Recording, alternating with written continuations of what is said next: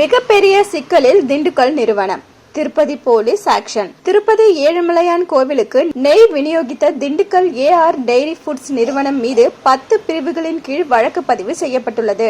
திருப்பதி கோவிலுக்கு விநியோகித்த நெய்யில் கலப்படம் செய்ததாக திருமலை திருப்பதி தேவஸ்தானம் அளித்த புகாரில் திருப்பதி கிழக்கு காவல் நிலைய போலீசார் நடவடிக்கை எடுத்துள்ளனர். உலக புகழ்பெற்ற திருப்பதி ஏழுமலையான் கோவிலில் நாள்தோறும் லட்சக்கணக்கான பக்தர்கள் சாமி தரிசனம் செய்து வருகின்றனர்.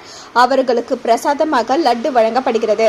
இந்த நிலையில் முந்தைய ஜெகன்மோகன் ரெட்டி ஆட்சியில் திருப்பதி லட்டுவில் விலங்கு கொழுப்பு கலக்கப்பட்டதாக ஆந்திர முதலமைச்சர் சந்திரபாபு நாயுடு பகிரங்கமாக குற்றம் சாட்டினார்.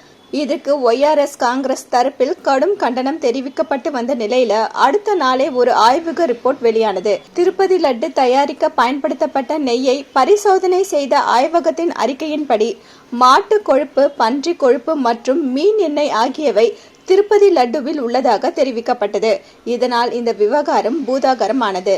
திருப்பதி லட்டு தயாரிக்க நெய் சப்ளை செய்யும் நிறுவனம் ஒன்று தமிழ்நாட்டின் திண்டுக்கல்லில் இயங்கி வருகிறது. இந்த நிறுவனம் தரப்பில் தங்களது தயாரிப்பை சோதனைக்கு உட்படுத்த தயார் என தெரிவிக்கப்பட்டது. அதனைத் தொடர்ந்து மத்திய உணவு பாதுகாப்புத்துறை அதிகாரிகள் ஆய்வு செய்தனர்.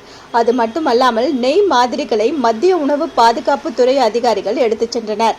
உணவு பாதுகாப்பு மற்றும் தர விதிகளை கடைபிடிக்க தவறிவிட்டதாக திண்டுக்கல்லை சேர்ந்த ஏஆர் டெய்ரி நிறுவனத்திற்கு மத்திய உணவு பாதுகாப்பு மற்றும் தரப்படுத்தல் ஆணையம் நோட்டீஸ் அனுப்பியது.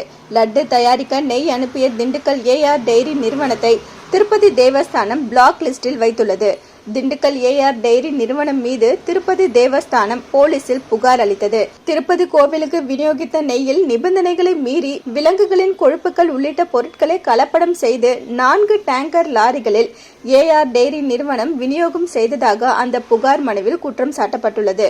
10 லட்சம் கிலோ தரமான நெய்யை சப்ளை செய்ய மே மாதம் 15ஆம் தேதி ஏஆர் டெய்ரி நிறுவனத்திற்கு டெண்டர் மூலம் அனுமதி வழங்கப்பட்டது.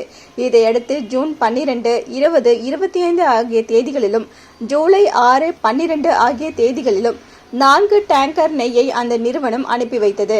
இதில் முந்தைய ஜெகன் அரசு ஜூன் மாதம் அனுப்பிய நெய்யை பரிசோதிக்காமல் உபயோகித்தது. இதனால் பக்தர்களிடம் இருந்து பல புகார்கள் வந்தன. ஜூலை மாதம் வந்த நெய்யை அதிகாரிகள் NTTPக்கு அனுப்பி பரிசோதனை செய்ததில் அதில் கலப்படம் இருப்பது நிரூபணமானது. திண்டுக்கல் ஏஆர் டெய்ரி நிறுவனத்திற்கு நோட்டீஸ் அனுப்பப்பட்டது.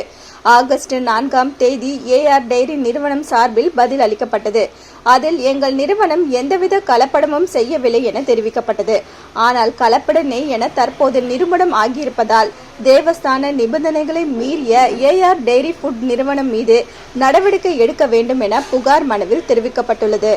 ஏஆர் டெய்ரி ஃபுட் நிறுவனம் மீது திருப்பதி கிழக்கு காவல் நிலையம் 10 பிரிவுகளில் வழக்கு பதிவு செய்யப்பட்டுள்ளது. விரைவில் அந்த நிறுவனத்தின் நிர்வாகிகள் கைது செய்யப்பட்டு விசாரிக்கப்படலாம் என கூறப்படுகிறது. என்ன வியூவர்ஸ், இது போல பல இன்ட்ரெஸ்டிங்கான நியூஸை தெரிஞ்சுக்கணுமா? ஹலோ சிட்டி டிவியை லைக் பண்ணுங்க, ஷேர் பண்ணுங்க, மறக்காம சப்ஸ்கிரைப் பண்ணுங்க.